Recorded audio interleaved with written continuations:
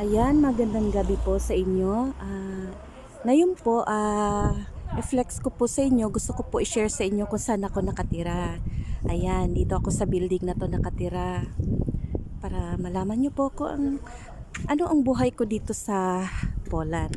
Ayan, syempre, kailangan yung chips. Lahat dito may chips. So, ayan. Yan. Malamig ang temperatura ngayon dahil nga winter. So ayan, maraming nagtatanong sa akin ano daw ba ang maganda daw ba ang buhay dito sa Poland. Masasabi ko naman okay para sa akin. Hindi ko masabing maganda pero okay. Ayan. Yan, dito ako nakatira. Kasi napaka-safe dito tumira ka sa Poland kasi ayan, kailangan mo ng chips. So lahat kami dito may ayan.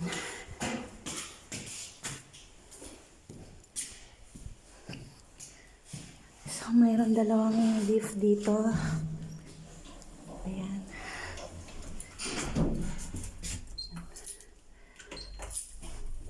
So everyday ganito yung buhay ko.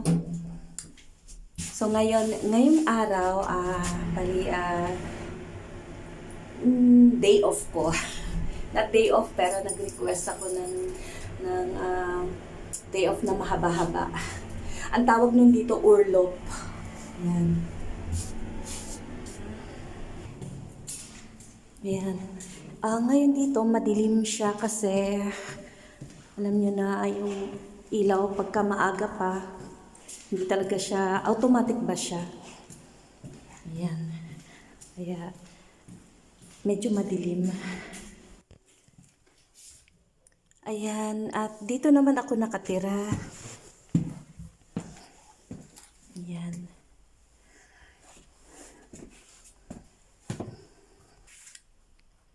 So ayan, isi-share ko lang po sa inyo kung ano yung tinitirhan ko dito sa Poland.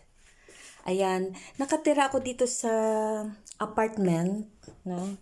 Kumbaga sa Pilipinas ang tawag nila condominium, pero dito tawag nila apartment. Ayan, napakasimple lang. Ayan, meron ako ditong malaki din naman yung ref ko. Tapos, ayan, kitchen, simple. Ayan. Ayan, may biko ako kasi minsan, ayan, namimiss ko yung mga lutong mga biko. Ayan, simple lang siya. Meron naman tong balcony, ayan, during summer. Ayan, pwede kang kapitbahay dyan. Pero sa ngayon, syempre, hindi ka makakapagtambay dahil malamig. Ayan.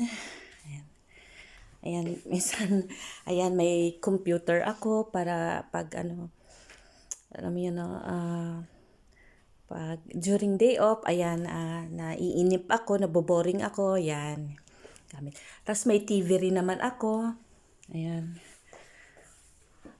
Malaki din naman siya. Ayan, ito, mga lagayan ng mga winter coats ngayon yung nakalabas, syempre. Ayan. Ito, buong cabinet namin. Ayan. Ayan. Ito. Ayan. Ito, mga cabinets. Ayan. Mga cabinets namin. Ayan. Hindi ako masyadong namimili kasi nga mahirap. Bumibili lang ako ng mga needs ko. Ayan, okay lang. Ayan, okay lang din naman yung ayan, bathroom. Medyo hindi pa ako nakakapag-ayos. Ayan, di ba? Siyempre, ito yung room ko. Hindi ko na masyadong ipapakita kasi nahiya ako. Hindi ako nakakapaglinis. Ayan.